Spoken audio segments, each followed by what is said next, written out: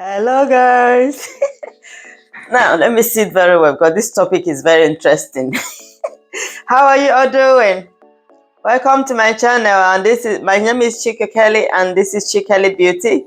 Chikelly Beauty is about skincare. We talk about skincare here, and I'm a certified esthetician, by the way. And more like use my professional help to teach you how to look after your skin.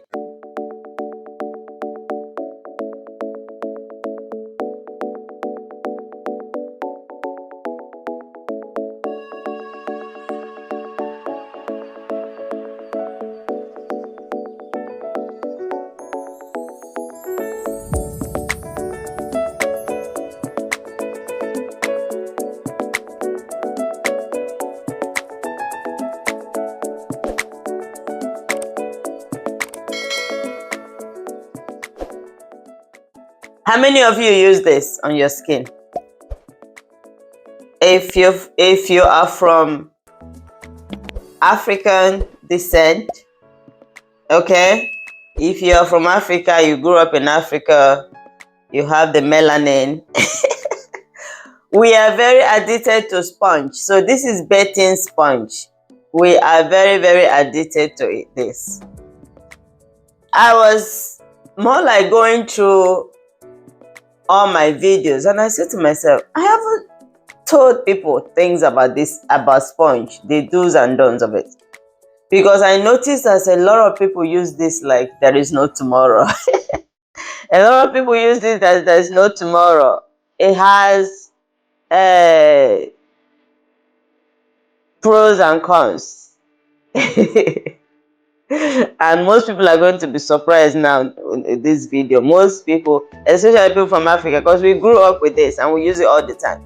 But when as a certified esthetician, I kind of had the knowledge that when I learned about this during my school days, I kind of found out, oh my goodness, and I don't think I've said anything about it since I opened my YouTube video.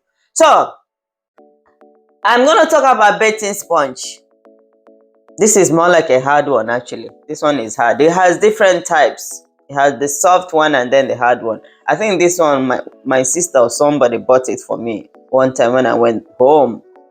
Now, bathing sponge. How good is bathing sponge to your skin? Is it beneficial? Is there any side effect using this thing 2 times a day, 7 days a week, 365 days, 30 days a month, 365 days a year? Is there the good side and the bad side? Like I said, if you're from Africa, we are so addicted to this because, you know, with the humidity, the weather, most people have their bath like 2, sometimes 3 times a day, actually. I used to do that when I live in Nigeria. Most times I wash myself like 3 times a day because of the heat. And I want the heat now. But anyway, bathing sponge, how bad is it?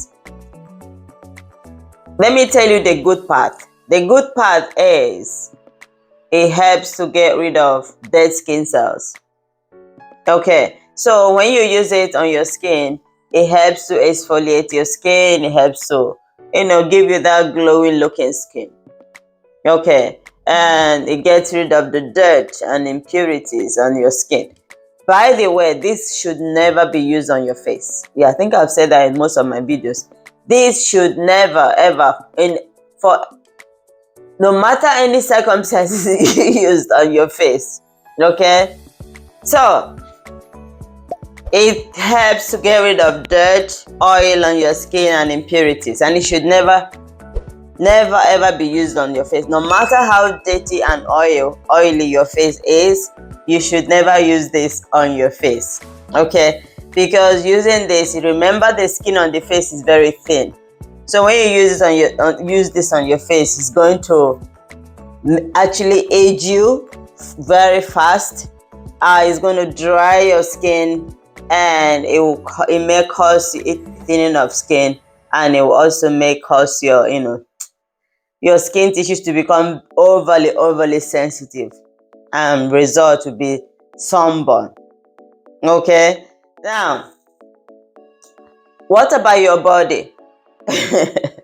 Is this advisable to use on your body every single time you bathe? And the answer is no. You're not supposed to use this when you bathe in the morning, afternoon, night, because this is an exfoliating product. Touch it is and is actually you're exfoliating your skin, and that's why it's able to remove all the dirt on your skin, because it's exfoliating. Okay, and you could imagine exfoliating your skin 2 to 3 times a day.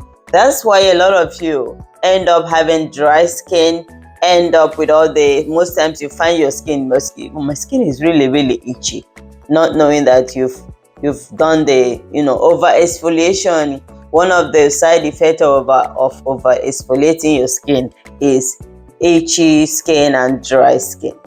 Okay, now most of you will tell me, oh my goodness, they've come again, this and that. This is what we've been using from childhood. It hasn't done any damage, this and that.